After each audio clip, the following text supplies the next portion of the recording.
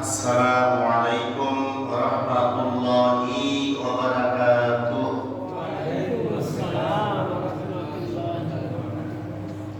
আউযু বিল্লাহি মিনাশ শাইতানির রাজীম। বিসমিল্লাহির রাহমানির রাহিম।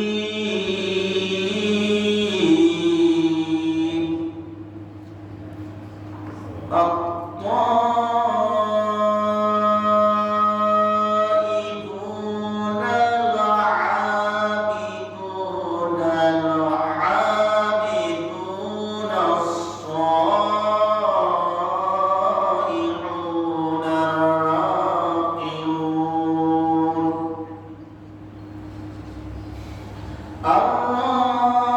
الراكعون الساجدون الآمرون بالمعروف والنهون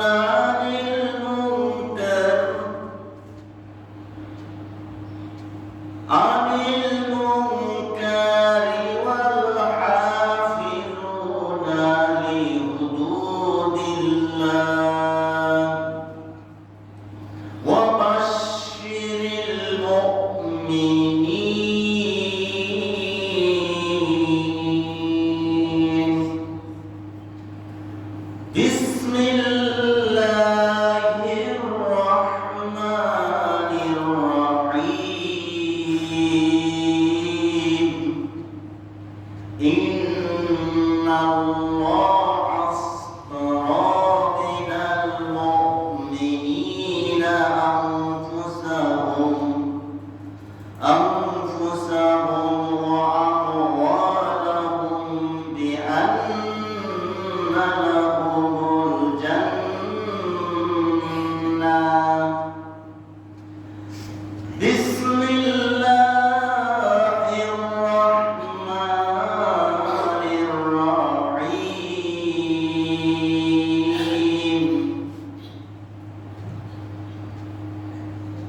إن الذين آمنوا وعملوا الصالحات كانت لهم جنة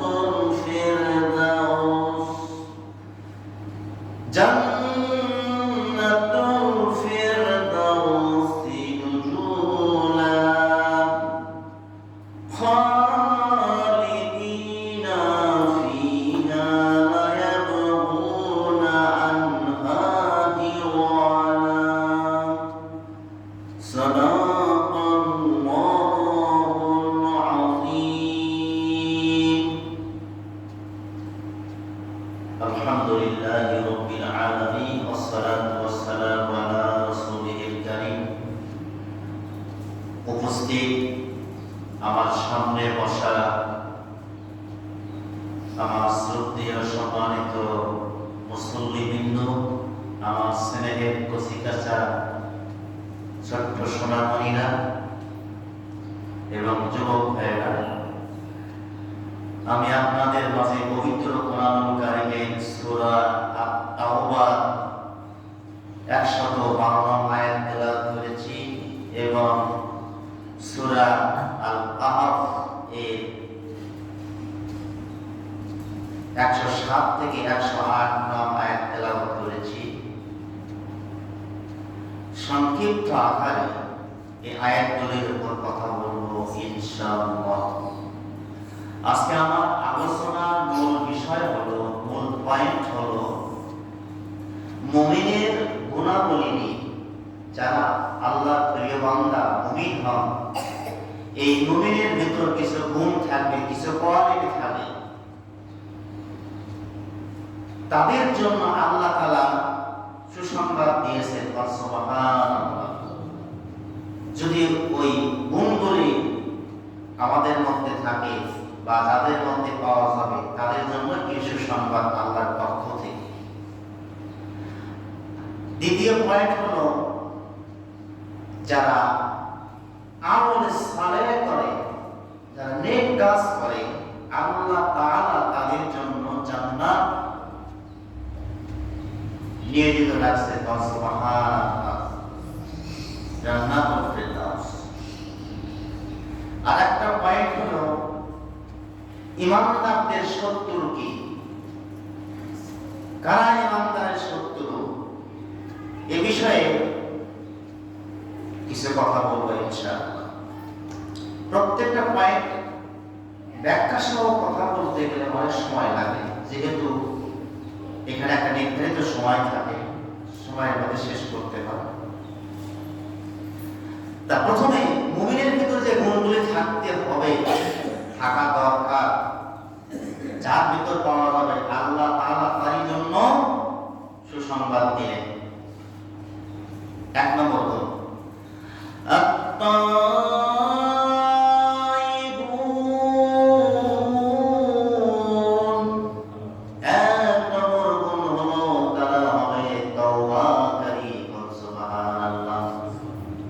যারা মুমিন, মুমিনের এক নম্বর গুণ হলো কি তওবাকারী। ভুল করেছি জীবন চলার পথে, জীবনের পথে, যৌবন বয়সে, যে কোনো অবস্থায় ভুল করেছি, গুনাহ কাজ করেছি, আল্লাহর কাছে তারা তওবা করবে, আল্লাহর কাছে তারা ক্ষমা চাইবে, এটা হবে মুমিনের গুণ। মানুষের জীবনে চলতে ফিরতে ভুল হয়ে যায় কিনা, বলতেই পারে। ভুল যদি হয়ে যায়, মহান আল্লাহর কাছে ক্ষমা চাবেন, মহান আল্লাহর কাছে মাগফিরাত কামনা করবেন, আল্লাহ তাআলা তাকে মাফ করে দেন। এক নম্বর গুণের কথা বললাম। দুই নম্বর গুণ হচ্ছে আল-আবিদুন। দুই নম্বর গুণ হলো তারা হবে ইবাদতকারী। আল্লাহ ছাড়া আর কারো গোলামি করবে না, আল্লাহ ছাড়া আর কারো কাছে মাথা নত করবে না, আল্লাহ ছাড়া কারো কাছে সাহায্য চাইবে না। এটা হবে মুমিনের দুই নম্বর গুণ। এই যে আমরা বাহিরে অনেক কাজ চলতেছে, ক্ষেত খামারের কাজ, যারা মুমিন হবে, যার ভেতর কলিজার ভেতর ভয় থাকবে, পরকালের ভয়, আল্লাহ জাহান্নামের ভয়, মরার ভয়, যত ক্ষেত খামার থাকলে উপেক্ষা করে আল্লাহ মসজিদের পক্ষ থেকে আযান হয়েছে সব কিছু বাদ দিয়ে আল্লাহর ভয়ে আসবে। আল্লাহ তাআলা আমাকে আপনাকে সৃষ্টি করেছেন, আল্লাহ তাআলা বলেন ওয়ামা খালাকতুল জিন্না ওয়াল ইনসা ইল্লা লিয়াবুদুন। আমি পৃথিবীতে মানুষকে এবং জিন জাতিকে সৃষ্টি করেছি আমার ইবাদত করার জন্য, আমার গোলামি করার জন্য, আমার দাসত্ব করার জন্য, আমার বন্দেগী করার জন্য। তাহলে মুমিনের তিন নম্বর গুণ কি? তারা ইবাদতকারী। সুখে থাকি, দুঃখে থাকি, বিপদে থাকি, বালা মুসিবতে থাকি, সর্বদাই আল্লাহর ইবাদত করবে, আল্লাহর কাছে তারা সাহায্য কামনা করবে। চতুর্থ নম্বর গুণ হলো আল-হামিদুন। তারা হবে শুকরিয়া আদায়কারী, শুকর আদায়কারী। সুবহানাল্লাহ। শুকর বলতে কি? এই যে ধান কাটার মৌসুম এসে গেছে, মাঠ ভরা ফসল পাইলেন, জমি ভরা ফসল পাইলেন, গাছ ভরা ফল পাইলেন। এখন আপনার কাজ হচ্ছে, মুমিনের কাজ হচ্ছে কি? আল্লাহর শুকরিয়া আদায় করা। অসুস্থ হয়ে গেছেন, বিপদগ্রস্ত হয়ে গেছেন, হঠাৎ কোনো বালা মুসিবত এসে গেল, যাই হোক না কেন, মুমিনের কাজ হলো সর্বদাই তারা আল্লাহর শুকরিয়া আদায় করবে। বিপদ আসতে পারে, শুভ আসবে, মানুষের বিপদও আসবে, সুস্থতা থাকবে, হঠাৎ অসুস্থতা হবে, তাই কি না? তাহলে মুমিনের চতুর্থ গুণ হলো কি? তারা শুকরিয়া আদায় করবে সব সময়।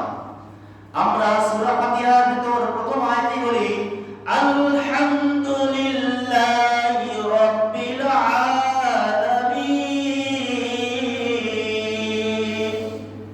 সমস্ত প্রশংসা একমাত্র আল্লাহর জন্য, সমস্ত দায় একমাত্র আল্লাহর জন্য, সমস্ত গুণগান একমাত্র আল্লাহর জন্য। তাহলে এটা হচ্ছে কি মুমিনের চতুর্থ নম্বর গুণ। পঞ্চম নম্বর গুণ হলো আসসালামু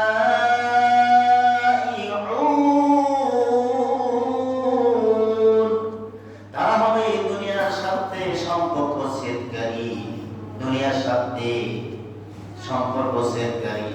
একটা হলো আমি ভালোবাসবো মানুষকে আল্লাহর সন্তুষ্টির জন্য, আমি মানুষকে দান করবো আল্লাহর সন্তুষ্টির জন্য, মানুষকে সহযোগিতা করবো আল্লাহর সন্তুষ্টির জন্য, আবার দান করা থেকে বেরো থাকবো আল্লাহর সন্তুষ্টির জন্য, ভালোবাসা থেকে বেরো থাকবো আল্লাহর সন্তুষ্টির জন্য, যাবতীয় অন্যায় কাজকর্ম থেকে দূরে থাকবো আল্লাহর সন্তুষ্টির জন্য। অর্থাৎ দুনিয়ার সম্পর্ক ছেদকারী তারা হবে। এই দুনিয়াটা হলো মুমিনের জন্য জেলখানা, আর কাফিরদের জন্য হলো জান্নাতের একটি অংশ। এর ব্যাখ্যা হলো যারা মুমিন হবে তারা ভেবে চিন্তে কাজ করে, কোনটা হালাল কোনটা হারাম, কোনটা বৈধ কোনটা অবৈধ, কোনটা খাওয়া যাবে কোনটা খাওয়া যাবে না, কোনটা অন্যায় কোনটা ন্যায়, তারা এইগুলি বুঝে শুনে তারা করে। তাহলে যারা মুমিন হবে আল্লাহর জন্য কাউকে ভালোবাসতে হবে, আল্লাহর জন্য আমার সম্পর্ক ভালোবাসা ত্যাগ করতে হবে। ব্যাখ্যাটা হলো কি, একটা অসহায় মানুষ, গরিব মানুষ, এতিম মানুষ বিপদগ্রস্ত হয়েছে, আপনি অর্থ দিয়ে সহযোগিতা করলেন, কথা দিয়ে সহযোগিতা করলেন, শক্তি দিয়ে সহযোগিতা করলেন, আল্লাহ সন্তুষ্ট করলেন, এর জন্য আপনি সওয়াব পাবেন। আবার আল্লাহ সন্তুষ্টির জন্য দান করা থেকে বিরত থাকতে হবে। এর ব্যাখ্যাটা হলো কি, যেখানে সেখানে আপনি দান করতে পারবেন না। শরীয়ত বিরোধী, ইসলাম বিরোধী, কোরআন বিরোধী কোনো কার্যকলাপ চলতেছে বা কেউ অনুষ্ঠান করবে, আপনি ওখানে চাঁদা দিতে পারবেন না। কেউ আপনার সাহায্য নিতে আসলো, আপনি ওখানে তা দিতে পারবেন না। অমুসলিম ঘরের অন্য ধর্মের কেউ অসুস্থ হয়েছে, এতিম বিধবা, লেখাপড়া করতে পারে না, চিকিৎসা করতে পারে না, আপনি তাকে আল্লাহর সন্তুষ্টির জন্য সাহায্য করতে পারেন, এটা দেওয়া যায়, আছে বৈধ আছে।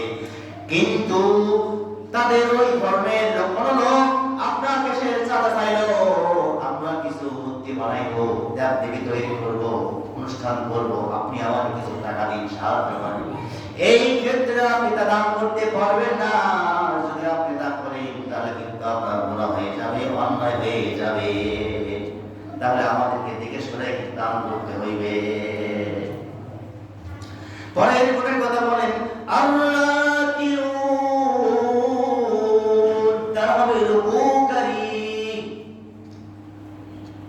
এই যে আমরা নামাজ পড়ার জন্য আসছি,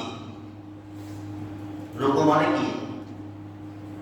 নামাজ পড়তে আসলে জামাতের সহিত একাই পড়ে রুকু সিজদা করতে হবে কিনা?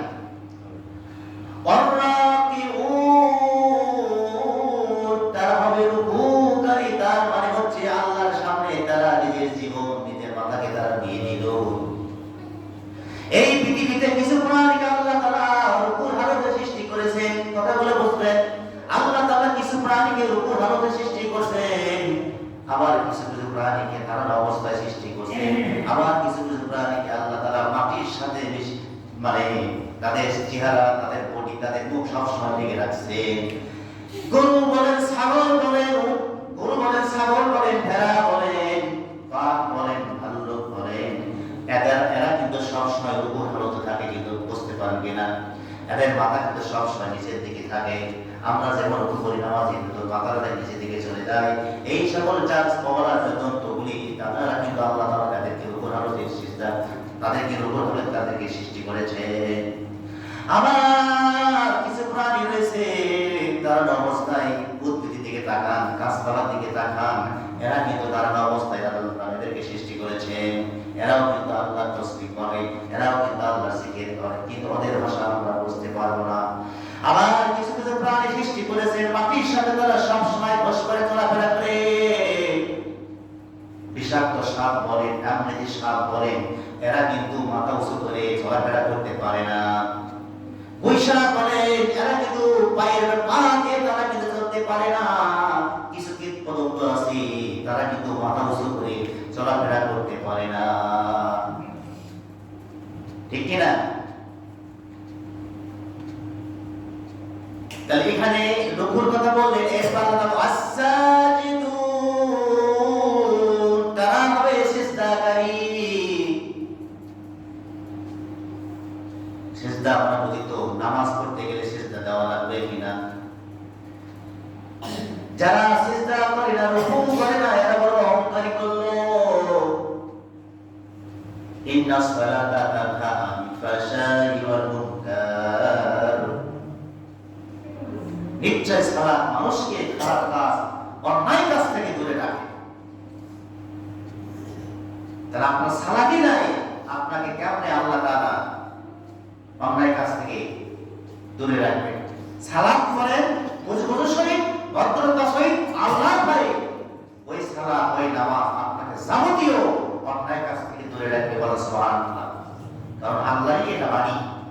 নামাজ পড়তেছেন, মানুষের আল খেলতেছেন, নামাজ পড়তেছেন, রুকু করতেন, সিজদা করতেছেন, অন্যের জমির ফসল আপনার কেমনে বেশি হয় সেই চিন্তা করতেছেন, মালিক আপনি ভেজাল দেবেন এই চিন্তা করতেছেন, ওজনে কেমনে কম দেওয়া যাবে এই চিন্তা করতেছেন, মানুষকে কেমনে ঠকানো যাবে এই চিন্তা করতেছেন। তাহলে যারা নামাজ পড়ে, সালাত আদায় করে, তারা কিন্তু এইগুলো কাজ করতে পারে না। যদি আপনি পড়েন, এইগুলো করেন, তাহলে বুঝতে হবে আপনার নামাজ ঠিক মতো হচ্ছে না, আপনার সালাত ঠিক মতো হচ্ছে না। কারণ আপনি বুঝে শুনে আপনি সালাত আদায় করেন না। যদি বুঝতেন তাহলে আপনি অন্যায় কাজ করতে পারবেন না। এরপর পরের কথা বলেন আল্লাহ তাআলা, আল-আমিরুনা বিল মা'রুফ,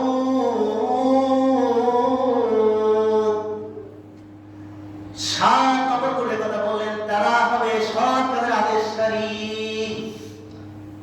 তারা ভালো ভালো কাজকে গ্রহণ করবে, ভালো ভালো কাজে তারা মানুষকে উৎসাহিত করবে, ভালো ভালো পথে তারা থাকবে, নবী রাসূলের পথে থাকবে, কোরআনের পথে থাকবে, আল্লাহর পথে থাকবে। আর এই পথে আসো, এই পথে শান্তি। আর বিল মা'রুফ ওয়ান নাহুনা আনিল মুনকার, আর মন্দ কাজ থেকে মানুষকে তারা দূরে রাখবে। এটা জায়েজ নয়, এটা করো না, এটা ভালো কাজ, এটা করো। তারা যারা মুমিন হবে, মানুষকে তারা আল্লাহর পথে রাখবে, সৎ কাজে আদেশ করবে, অসৎ কাজ হইতে মানুষকে তারা বারণ করবে। এই গুণগুলি যাদের মধ্যে পাওয়া যাবে, আল্লাহ তাআলা এখন বলতেছেন ওয়াবাশশিরিল মুমিনিন,